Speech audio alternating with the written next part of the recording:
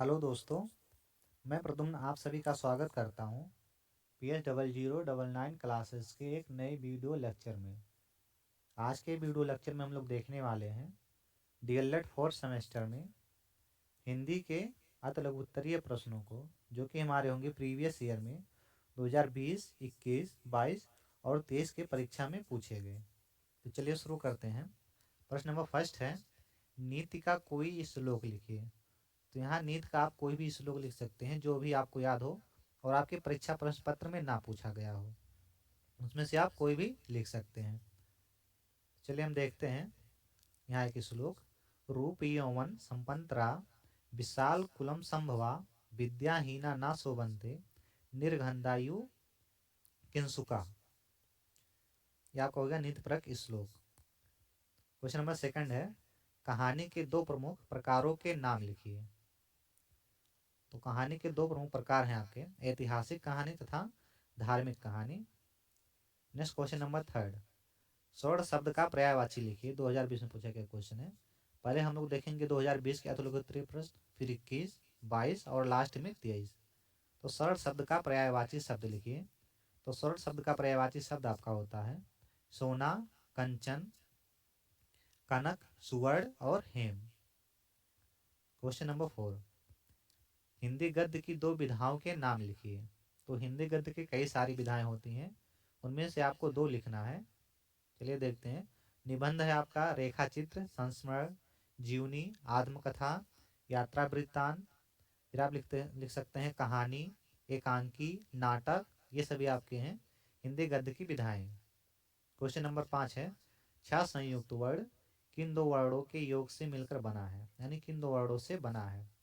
तो जो छा होता है आपका का प्लस सा के योग से मिलकर बना होता है।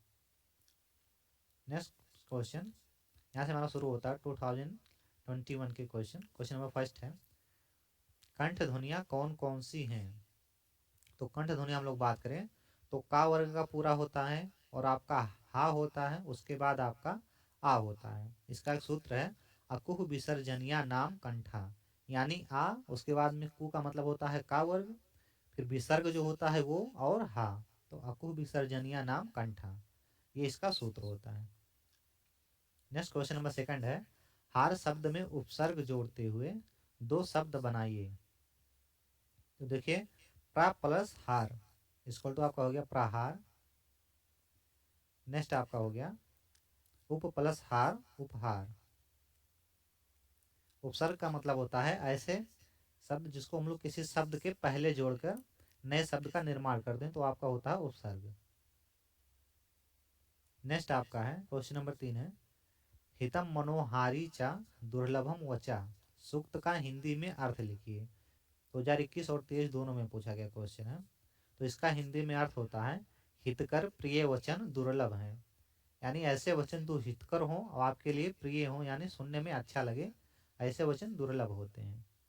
क्वेश्चन नंबर 4, हिंदी गद्य साहित्य की किन्हीं 3 या 4 विधाओं के नाम लिखिए, अथवा हिंदी गद्य की 2 विधाओं के नाम लिखिए। तो इसको अभी हम लोगों ने देखा है, हिंदी की कई सारी विधाएं हैं जिनमें से आपको 3 या 4 लिखना है।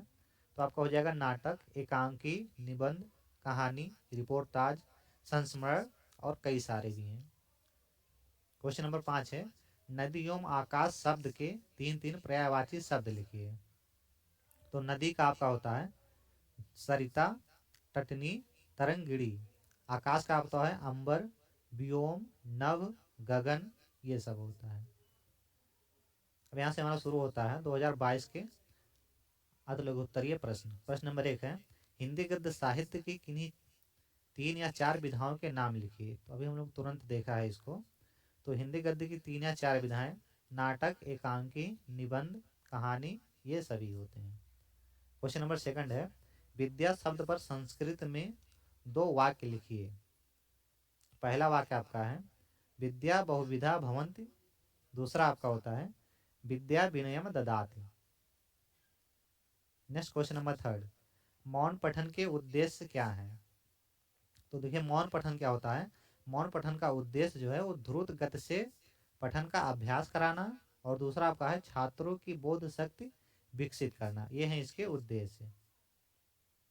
नेक्स्ट क्वेश्चन, विद्या धर्मेण शोभते सूक्त का हिंदी में अर्थ लिखिए।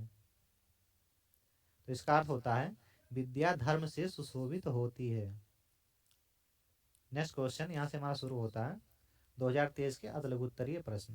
प्रश्न नंबर 1 है, शुद्ध उच्चारण के प्रमुख तत्व हैं। तो शुद्ध उच्चारण के जो प्रमुख तत्व हैं आपके हैं गति, लय, विराम, बल, आरोह, अवरोह, ध्वनि व्यवस्था। ये सभी आपके हैं शुद्ध उच्चारण के प्रमुख तत्व। क्वेश्चन नंबर 2, पठन या वाचन के प्रकार बताइए। तो पठन या वाचन के प्रकार आपके दो होते हैं, मौन पठन और सस्वर पठन। क्वेश्चन नंबर 3, समाचार पत्रों को के विभिन्न स्तंभ कौन कौन से होते हैं।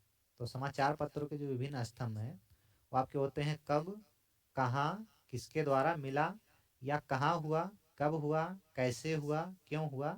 ये सभी समाचार पत्र के स्तंभ हैं।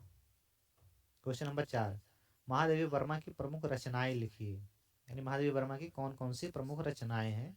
देखते हैं, यामा, दीपशिखा, नीरजा, निहार, ये सभी इनकी रचनाएं हैं। अगर इनकी हम अन्य रचनाओं की बात करें तो ये आपका हो जाएगा इनका, निहार है 1930 ईस्वी में लिखा गया, रस्म है 1932 में लिखा गया, नीरजा 1933 में लिखा गया, संध्या 1935 में, फिर आपका है प्रथम अयम 1949, फिर आपका है सप्तपर्णा 1959, नेक्स्ट आपका है दीपशिखा 1942, अग्ररेखा 1988।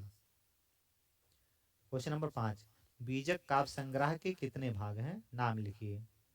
तो बीजक जो काव्य संग्रह है इसके टोटल 3 भाग हैं, साखी, शबद और रामायणी। अगर मैं पूछूं आपसे कि बीजक के रचनाकार कौन है, तो बीजक के रचनाकार आपके हैं कबीर दास। आज की वीडियो हमारी यहीं समाप्त होती है। अगर हमारी वीडियो आपको पसंद आई हो तो चैनल को सब्सक्राइब करें और अपने दोस्तों के साथ शेयर करना ना भूलें। जय हिंद।